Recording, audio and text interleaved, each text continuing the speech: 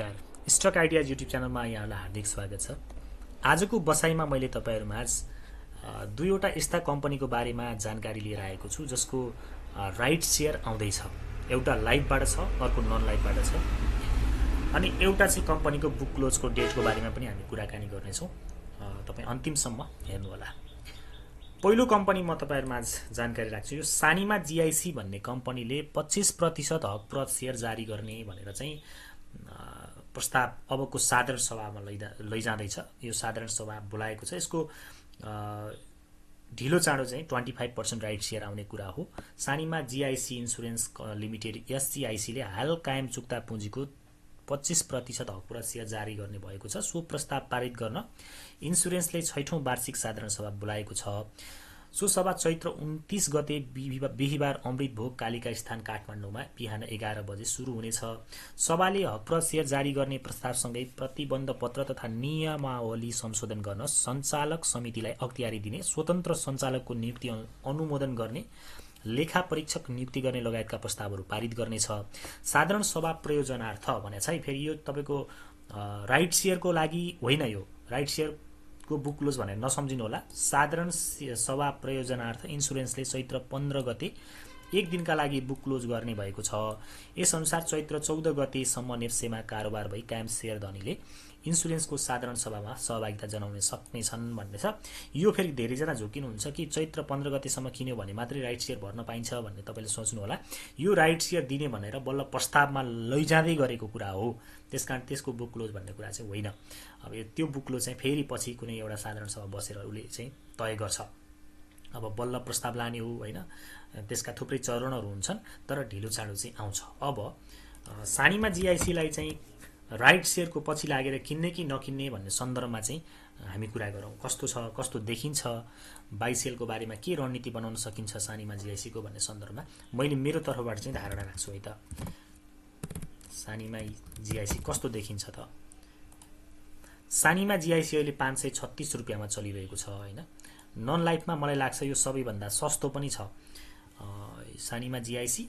यसपछि अलि सस्तो भनेको जहाँसम्म आइजीआई होला, त्यो पनि यो भन्दा सायद महँगो छ 551 भनेपछि सानीमा जीआईसी नन लाइफको सबैभन्दा सस्तो कम्पनी पनि हो। अब यसको फन्डामेन्टल अवस्थाहरू हेर्नुहुन्छ भने ईपीएस 10 को छ, 137 को नेटवर्थ छ। अरु हिसाबले हेर्छौं भने अब सप्लाई पनि एकदमै महत्त्वपूर्ण हुन्छ, किनभने अहिले लो सप्लाई भएका कम्पनीहरू नेपालमा चलिरहेको एउटा त्यो ट्रेन्ड बनेको छ। त्यसकारण त्यो पनि महत्त्वपूर्ण हुन्छ। यसको 98 लाख किता चाहिँ सप्लाई छ भनेपछि सप्लाईको एंगलबाट पनि त्यति धेरै सप्लाई भएको स्टक चाहिँ होइन यो। र पास्टको हामीले यसको प्राइस हिस्ट्री हेर्छौं भने यो विगतमा 700 सम्म पुगेको कम्पनी चाहिँ देखिन्छ है। हामीले यसको पास्ट हिस्ट्री हेर्छौं भने र यो सानीमा इन्सुरेन्स भन्ने थियो अनि जीआईसी इन्सुरेन्स भन्ने थियो। त्यो दुईवटाको मर्जरबाट बनेको नयाँ कम्पनी भनेर बुझ्दा पनि भयो। दुईवटा पुराना कम्पनी मर्जर भएर बनेको नयाँ कम्पनी हो। त्यसकारण यसको चाहिँ छुट्टै लाभांशको इतिहास हुने कुरा भएन। त्यसकारण लाभांश इतिहासको एंगलबाट हेरिएन। त्यसको इतिहास हेर्नको लागि सानीमा इन्सुरेन्स भन्ने र अनि जीआईसी इन्सुरेन्सको छुट्टै स्टडी गर्नुपर्ने हुन्छ, छुट्टा छुट्टै, र त्यसबाट बनेको कम्पनी कति स्ट्रङ छ भनेर हामी फाइन्ड आउट गर्न सक्छौं। यद्यपि तत्कालीन डाटाहरू हेर्दाखेरि कम्पनी त्यति कमजोर चाहिँ छैन। अब बाइकको लागि प्राविधिक रूपमा कस्तो देखिन्छ भन्ने कुरा गरौँ हैन। बाइकको लागि प्राविधिक रूपमा हेर्दाखेरि एउटा मैले त यसलाई 500 को नजिक हुँदाखेरि एकदमै रिकमेन्ड गरेको कम्पनी थियो हैन। एउटा राम्रो स्विङ पनि दियो, लगभग तपाईको 560 भनेपछि 50 पोइन्टको राम्रो गेन यसले दिएको छ। अब यति गेन भइसकेपछि साधारणतया प्रॉफिट बुकिङ चल्नुलाई त्यस्तो नराम्रो रूपमा लिनु भएन। तर प्राविधिक रूपमा हेर्छौं भने यसको ट्रेन्ड चेन्ज भएको छ। जस्तो कि यो हाईबाट अर्को लोअर हाई बनेर जब लो बन्यो त्यसपछि यसले अहिले चाहिँ हायर हाई बनाएको अवस्था छ है। यसले अर्को हायर हाई बनाएको अवस्था छ। अब राइट शेयरको पनि प्रस्ताव आयो भनेपछि यसमा अब लोअर लो बन्ने चान्स नै मैले कमजोर देखेको छु भनेपछि यसलाई क्याच गर्नको लागि तपाईले 515 को सपोर्ट नै काफी हुन्छ। मतलब 515 को सपोर्टको पेरिफेरीमा यसलाई बाइ गर्न सकियो भने त्यो हाम्रो लागि राम्रो हुन्छ कि भन्ने मलाई लाग्छ। उसो त यो प्राविधिक रूपमा देखिएको कुरा हो, ग्यारेन्टी चाहिँ कसैले पनि दिन सक्दैन, किनभने प्राविधिक कुरा अलिकति फन्डामेन्टल कुरासँग पनि जोडिएको हुन्छ। नेपालमा अब तपाई देखिरहनु भएको छ राजनीतिक प्रभाव अलिकति बढी छ बजारमा। सत्ता समीकरणमा आउने अनस्टेबिलिटीको शिकार भइरहेको छ बजार पनि। ती कुराहरू भनेका अन्य कुरा हो। अन्य कुरा यथावत रहेमा यो कम्पनी फर्किने सम्भावना 515 बाट। अब यही न्यूजको कारणले यहीबाट रिटर्न हुन्छ र 544 भन्दा माथि भोल्युम सहित क्लोजिङ दिन्छ भने पनि तपाई इन्ट्री गर्न सक्नुहुन्छ। भनेपछि तत्काल चाहिँ नन ट्रेडिङ जोनमा छ र यसको लागि बाई गर्ने बेस्ट टाइम भनेको यो सपोर्ट 515 को सपोर्ट वा 544 भन्दा माथिको रेजिस्टेन्स छ, जुन 544 भन्दा माथिको भोल्युम सहितको क्लोजिङ, यो दुईटा कन्डिसनमा हामी यो कम्पनीमा इन्ट्री गर्न सक्छौँ। र राइट शेयरको पछि लागेर किन्नु भन्न खोजेको चाहिँ होइन, यो न्युजले ढिलो चाँडो इफेक्ट गर्छ, त्यो मौकामा चाहिँ तपाईँले प्रफिट गेन गर्न सक्नुहुन्छ भन्ने हिसाबले यो जोडेँ। यसपछि अर्को कम्पनी छ, एउटा कम्पनीको एजिएम मतलब कि बुक क्लोज भइरहेको छ जहाँसम्म लाग्छ डिडिबिएलको आर्थिक वर्षको मुनाफाबाट शेयर धनीहरूलाई वितरण गर्ने घोषणाको लाभांश प्रस्ताव पारित गर्न साधारण सभा बोलाएको अवस्था छ।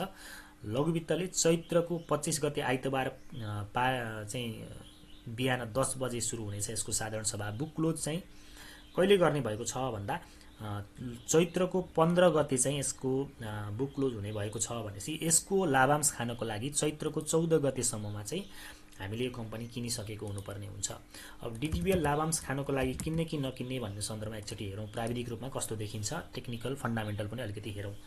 सप्लाई एस्पेक्टबाट हेरौँ, 76 लाख किता हो यो लघुवित्तमा। यतिको सप्लाई भनेको धेरै हो, फेरि यो सेक्टर अनुसार हुन्छ। कुनै ब्याङ्क यति सप्लाई भएको हुन्थ्यो भने त्यो एकदमै कम भएको हुन्थ्यो, त्यस्तो छँदै छैन कुनै पनि होइन। तर लघुवित्तमा फेरि यो धेरै हो, किनभने लघुवित्तमा 5-7 लाख 10 लाख 15 लाख सप्लाई भएका कम्पनीहरू धेरै छन्। यो अलिक सप्लाईको एङ्गलबाट अलिकति धेरै हो। प्राविधिक हिसाबले चाहिँ करेक्सन दिएको छ, अलिकति लम्बिन्छ कि भन्ने खालको पनि छ। अब यो बुक क्लोजको कारणले फेरि यसको लाभांश 10% बोनस सेयर भएको कारणले फेरि यो यहीँबाट रिभर्स हुने सम्भावना पनि उत्तिकै रहन्छ।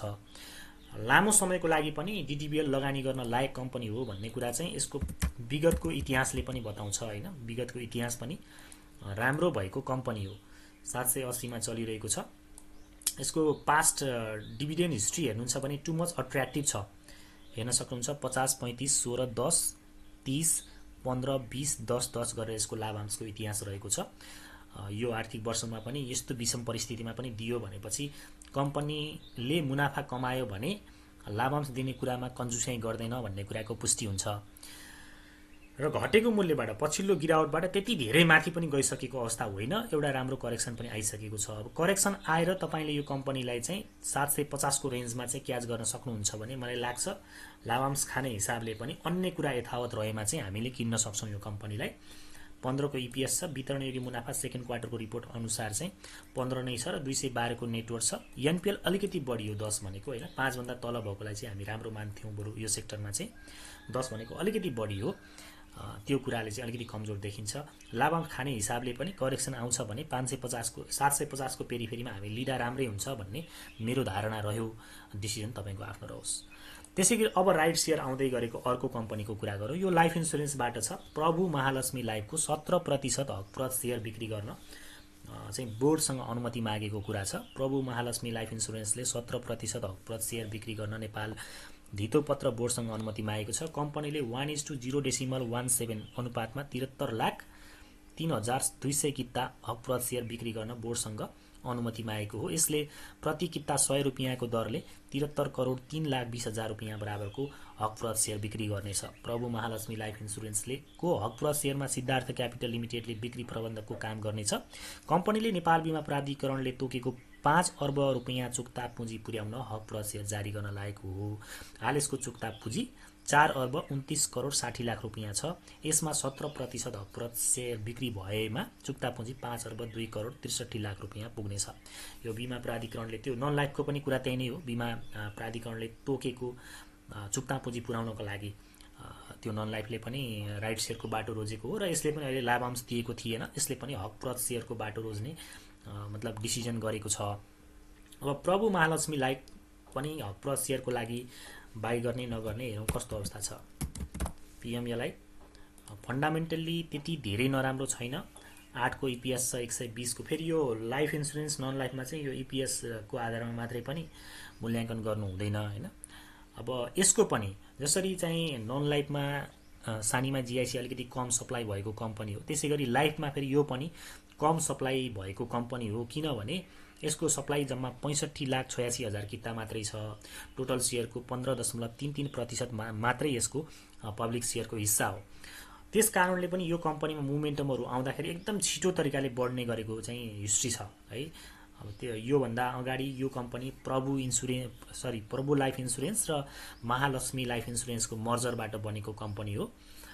अस्ति पनि जब यो कम्पनी 490 को पेरिफेरीमा त्योभन्दा पनि तल एक दिन गएको थियो, यता हुँदाखेरि मैले चाहिँ बाई गर्न मिल्छ भनेको थिएँ र बहुतै छिटो समयमा यो कम्पनीले 50 पोइन्टको भनौँ न एउटा गेन दिएको छ र प्रफिट बुकिङ चल्नु स्वाभाविक हो। अब कतिसम्म चल्छ भन्ने सन्दर्भमा चाहिँ अब प्राविधिक रूपमा मैले देखेको चाहिँ 520 सम्मको करेक्सन यसले दिन सक्ने सम्भावना प्रबल देखिन्छ र त्यो लगभग हुँदै पनि छ। अब 10 पोइन्टको पेरिफेरीमा यो कम्पनीको करेक्सन आउन सक्छ र यदि बाइचान्स 500 सम्म आएछ भने पनि त्यो एउटा राम्रो बाई गर्ने अवसर हुनसक्छ भन्ने लाग्छ। यो राइट सेयर नै नआएको भए पनि, यो चाहिँ नआउने भए पनि त्यो एउटा राम्रो एउटा चाहिँ वाञ्छित यसको मूल्य हो भन्ने मलाई लाग्छ। अब यसको प्राविधिक हिसाबले त्यही नै भयो। बाईको लागि हामीले 500 को नजिक भनौँ अथवा यो करेक्सनको लेभल 520 बाट फर्किन थाल्यो अथवा यही न्युजको कारणले, हुन त यो न्युज 2-3 दिन अगाडि नै आएको हो, यतै कतैबाट रिभर्स दिन थाल्यो र भोल्युम सेट बढ्न थाल्यो भने हामीले यो कम्पनीलाई कमसेकम पनि 600 को टार्गेट लिएर बाई गर्न सक्छौँ। राइट सेयर खानै पर्छ भनेर चाहिँ मैले भन्न खोजेको होइन। जस्ट ढिलो चाँडो त्यो राइट सेयर आउने भइसकेपछि त्यसको प्रभाव देखिन्छ र राम्रो गेन हुन्छ। त्यो एङ्गलबाट चाहिँ प्रभु महालक्ष्मीलाई पनि हामीले बाई गर्न सक्छौँ भन्ने हिसाबमा चाहिँ यो जोडेँ। र यो भिडियो चाहिँ तपाईँहरूलाई सेयर किन्नुहोस् वा बेच्नुहोस् अथवा यो प्रभु महालक्ष्मीलाई सानीमा जिआइसी डिटिपिएल किन्नको लागि प्रोत्साहन गर्नको लागि चाहिँ मैले बनाएको होइन। यसो गर्यो भने बेटर होला भन्ने मेरो धारणा व्यक्त गरेको हो। अब तपाईँ आफै पनि थप स्टडी गरेर आफ्नो डिसिजन चाहिँ त्यसरी लिनु होला। यति नै रह्यो मैले त्यो एउटा राइट सेयर आउँदै गरेको र एउटा बुक क्लोज हुँदै गरेको बोनस सेयरको लागि कम्पनी गरेर 3वटा कम्पनी जोडेँ। जस्तो लाग्यो त्यस्तै प्रतिक्रिया दिनु होला। च्यानलमा नयाँ हुनुहुन्छ भने हाम्रो च्यानललाई सब्स्क्राइब गर्न सक्नुहुन्छ। त्यसको लागि युट्युबमा @7stock आइडियाज हानेर सर्च गर्नुभयो भने यो लोगो भएको हाम्रो च्यानल खुल्छ र यसमा तपाईँले सब्स्क्राइब गरेर नजिकको बेल आइकन दबाएर अल अप्सन क्लिक गर्नुभयो भने चाहिँ हामीले भिडियो राख्न साथ तपाईँलाई नोटिफिकेसन प्राप्त हुन्छ। साथै हामीसँग फेसबुकमा जोडिन चाहनुहुन्छ भने तपाईँहरूले चाहिँ हामीलाई रिक्वेस्ट पठाउन सक्नुहुन्छ। स्टक आइडियाज भन्ने यो फेसबुक आइडी रहेको छ। हामीसँग सँगसँगै इन्भेस्टमेन्ट तथा ट्रेडिङ गर्न चाहनुहुन्छ भने हाम्रो एउटा गाइडेन्स ग्रुप पनि छ। यो पेड गाइडेन्स ग्रुप हो। निश्चित शुल्क तिरेर तपाईँहरू त्यो ग्रुपमा इन्भल्भ हुन सक्नुहुन्छ। त्यसको लागि तपाईँले यसमा रिक्वेस्ट पठाएर हामीसँग कुरा गर्न सक्नुहुन्छ। हाम्रो सर्भिस तपाईँलाई चित्त बुझ्दो लाग्यो भने हामी सँगसँगै सहयात्रा गर्न सक्नेछौँ। यति भन्छु र बिदा हुन्छु। नमस्कार, शुभ समय।